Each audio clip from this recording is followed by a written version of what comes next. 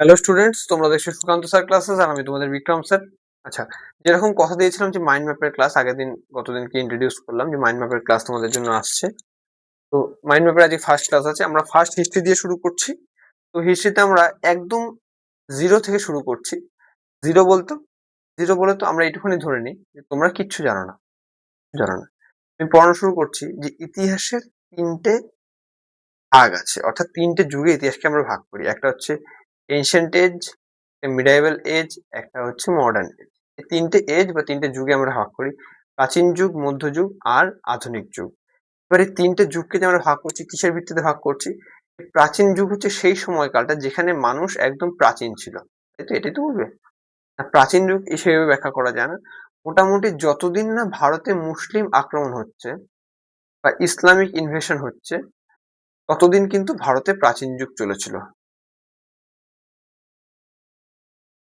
এবার যতদিন ভারতে মুসলিম শাসন চললো ততদিন পর্যন্ত ভারতে মধ্যযুগ চললো, এবং যখন ভারতে ব্রিটিশ রাজ কায়েম হলো তখন কিন্তু ভারতে আধুনিক যুগের সূচনা ঘটলো। এইটুখানি এভাবে আমরা ধরে আসি এতদিন ধরে সহজভাবে। এবার এই প্রাচীন যুগকে আমরা কতগুলি ভাগে ভাগ করতে পারি, যেমন আমাদের আছে একদম, তাহলে পড়ায় চলে যাই। আমাদের দেখো, আমরা এবার প্রস্তর যুগ পড়বো বা স্টোন এজ পড়ছি। আজকে টপিক হচ্ছে স্টোন এজ। এবার স্টোন এজের মূল পাঠ্য হিসাবে এখান থেকে কোয়েশ্চেন গুলো কি কি আসে? কোয়েশ্চেন আসে এখান থেকে সাইট থেকে, সাইট বা এই দেখা গেল কোনো পুরাপ্রস্তর যুগের এই কেন্দ্রটা কোথায় অবস্থিত, এই ধরনের কোয়েশ্চেন কিন্তু পরীক্ষায় আসে, যদি আসে। অতটা ইম্পর্টেন্ট চ্যাপ্টার না, তাও করে রাখতে হবে কারণ পুরোটাই কমপ্লিট করতে হবে। দেখো, প্রথমে আমরা পড়ছি উম পুরাপ্রস্তর যুগ। এইবার পুরাপ্রস্তর যুগ মানে কি? পুরাপ্রস্তর যুগ প্যালিওলিথিক এজ।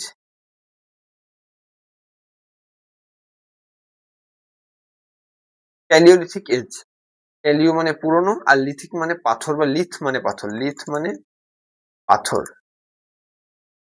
মানে হচ্ছে পাথর। এবার এই পুরাপ্রস্তর যুগ প্রথমটা পড়লাম। দ্বিতীয় আমাদের কি আছে? দ্বিতীয় হচ্ছে কি, সরি, দ্বিতীয় বোধহয় ওইদিকে আছে। দেখো দেখো, মধ্যপ্রস্তর যুগ আছে। তারপরে আমাদের আছে হচ্ছে গিয়ে নব্যপ্রস্তর যুগ। এই তিনটে প্রস্তর যুগে আমরা সমগ্র প্রস্তর যুগকে বিভক্ত করি, এবং এরপরে আবার ধাতুর যুগ চলে আসে, তাম্রপ্রস্তর যুগ, ব্রোঞ্জ যুগ, লৌহ যুগ, লৌহ প্রস্তর যুগ, বিভিন্ন যুগ আছে। তোমরা ধীরে ধীরে সমস্ত কিছুই পড়াবো। আজকে আমরা শুধুমাত্র ফোকাস করছি পুরাপ্রস্তর যুগে। এবার আমরা এই পুরাপ্রস্তর যুগকে আরো তিনটে ভাগে ভাগ করে নিচ্ছি। পুরাপ্রস্তর যুগকে আরো তিনটে ভাগে ভাগ করে নিচ্ছি। কি কি? এটা হচ্ছে পুরাপ্রস্তর যুগের প্রথম ভাগ, আদি পুরাপ্রস্তর যুগ। এই যে আদি পুরাপ্রস্তর যুগ, এই সময়কালে নিদর্শন কোথায় কোথায় পাওয়া গেছে? সোহান প্রদেশ যেটা আছে পাঞ্জাবে, গোলান উপত্যকা যেটা আছে উত্তরপ্রদেশে, দিদওয়ানা যেটা আছে রাজস্থানে, নেভাসা যেটা আছে মহারাষ্ট্রে, উনাসাগি কর্ণাটকে আছে, হেলগা কাশ্মীরে আছে। এই সমস্ত জায়গায় কিন্তু আদি পুরাপ্রস্তর যুগে নিদর্শন পাওয়া গেছে।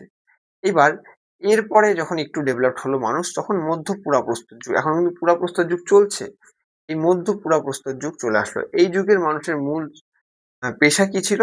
শিকার কিন্তু এই যুগের মূল পেশা ছিল। এবার যদি কোয়েশ্চেন আসতেই পারে যে মধ্য পুরাপ্রস্তর যুগে মানুষের মূল পেশা কি ছিল, সেখানে কৃষিকাজ দিতে পারে, শিকার দিতে পারে, চাষাবাদ দিতে পারে, এবং আরো অন্যান্য অনেক কিছু কিন্তু দিতে পারে। এবার সেটা কিন্তু তোমাদের মাথায় রাখতে হবে যে মধ্য পুরাপ্রস্তর যুগে মানুষের জীবিকা ছিল হচ্ছে শিকার, ঠিক? এবার নেক্সট কি চলে যাচ্ছে? নেক্সট হচ্ছে নব্য পুরাপ্রস্তর যুগ।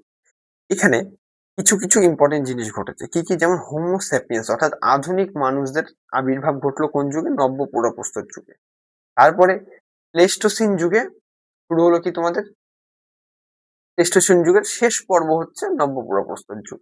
আর এর কেন্দ্র কোথায় কোথায় আছে? ইমানগাঁও মহারাষ্ট্রে আছে, নাভেদা মহারাষ্ট্রে আছে, দিদওয়ানা রাজস্থানে আছে, আর ভীমবেটকা মধ্যপ্রদেশে আছে, ঠিক? এইবার আমরা পড়বো মধ্যপ্রস্তর। এবার পুরাপ্রস্তর মধ্যপ্রস্তরের মধ্যে ডিফারেন্স কি? সাইজের ডিফারেন্স। সাইজের কি ডিফারেন্স স্যার?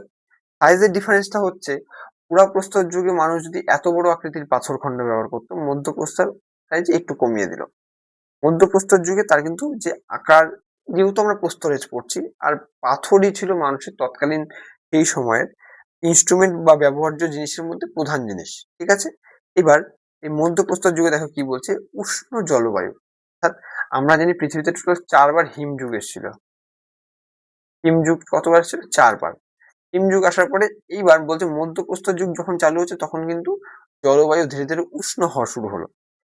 আচ্ছা, এরপরে কি আসছে, জীব বৈচিত্র্যের বিকাশ লাভ করলো কোন যুগে, বলে মধ্যপ্রস্তর যুগে।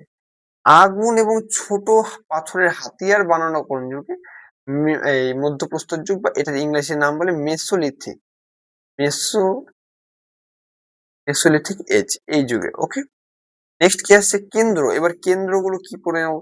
দেখো কেন্দ্র কোথায় কোথায় এটা আছে, লানগঞ্জ গুজরাটে আছে, ভীমবেটকা মধ্যপ্রদেশে আছে, বিরহানপুর পশ্চিমবঙ্গ আছে, বোগার রাজস্থান, সান্দালাকল্লু কর্ণাটক, আদমগড় মধ্যপ্রদেশ। আদমগড়টা কিন্তু খুব ইম্পর্টেন্ট, এটা কিন্তু পরীক্ষায় আসে যে আদমগড় সেন্টারটা কোথায় আছে, বা এখানে কোন যুগের সভ্যতার নিদর্শন পাওয়া গেছে, বা কোন যুগের মানুষদের নিদর্শন পাওয়া গেছে, সেটা কিন্তু তোমাদের মধ্যপ্রস্তর যুগের। তুতিকারিন কোথায়, তামিলনাড়ুতে। এইবার এখান থেকে আরো একটা কোশ্চেন দিতে পারি, সেটা হচ্ছে ভীমবেটকায় যে গুহা চিত্র আবিষ্কার হয়েছে সেটা কোন যুগে, সেটা তোমরা বলে দেবে মধ্যপ্রস্তর যুগের। তাহলে কোশ্চেন কোথা কোথা থেকে কিন্তু তৈরি হতে পারে সেটা কিন্তু তোমরা একটা বুঝে নিচ্ছ। এবার নব্যপ্রস্তর যুগের আলোচনা করছি। দেখো নব্যপ্রস্তর বা নিওলিথিক,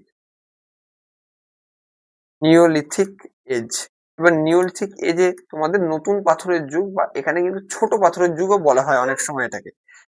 এই যুগে কি কি হচ্ছে, ইম্পর্টেন্ট ঘটনা, কৃষিকাজ শুরু হচ্ছে, সম্পত্তির ধারণা বা ব্যক্তিগত পরিবারের ধারণা কিন্তু চালু হচ্ছে, পরিবার কনসেপ্ট, পরিবার কনসেপ্ট কিন্তু চালু হচ্ছে, তো এই যুগে চালু হচ্ছে। ভীমবেটকার গুহা চিত্রগুলো এই সময়কালের আছে কিছু কিছু। পাত্র লাল কালো রং ব্যবহার করা, অর্থাৎ যে পোটরি ছিল, পোটরি বা সেই সময় যে পাত্র তৈরির যে জিনিস ছিল সেখানে রেড অ্যান্ড ব্ল্যাক, কালো মানে কালি কিন্তু ব্যবহার করতো বা কালার ব্যবহার করা হতো। এটার কেন্দ্র কোথায় কোথায় আছে, মেহেরগড় বালুচিস্তান। এখানে কি পাওয়া গেছে, ঘোড়া এবং শস্যের অবশেষ। বুরজাহোম, এখানে কি পাওয়া গেছে, এটা কোথায়, কাশ্মীরে আছে, আগেই পড়েছো। গৃহপালিত কুকুরের সাথে মালিকের কবর পাওয়া গেছে, ঠিক আছে। চিরান্দ ভ্যালি কোথায় আছে, বিহারে আছে। হাড়ের তৈরি অস্ত্র পাওয়া গেছে এখানে, হাড়ের তৈরি অস্ত্র, ঠিক। মিলেট সভ্যতা কর্ণাটক আছে, মিলেট সভ্যতাটাও খুব ইম্পর্টেন্ট, পরীক্ষার মাঝে সাঝেই দেয় যে মিলেট সভ্যতায় কোন যুগের আমাদের নিদর্শন পাওয়া গেছে, সেটা হচ্ছে নব্যপ্রস্তর যুগের, ঠিক আছে। এখান থেকে আসে, এরকম কোনো কোয়েশ্চেন আসে না, একমাত্র সাইড থেকে কিন্তু কোয়েশ্চেন আসে। যদি ভিডিওটা ভালো থাকে আমরা এইভাবেই কিন্তু পরপর সিকোয়েন্সটা কমপ্লিট করব। হিস্ট্রি টোটাল কমপ্লিট করব,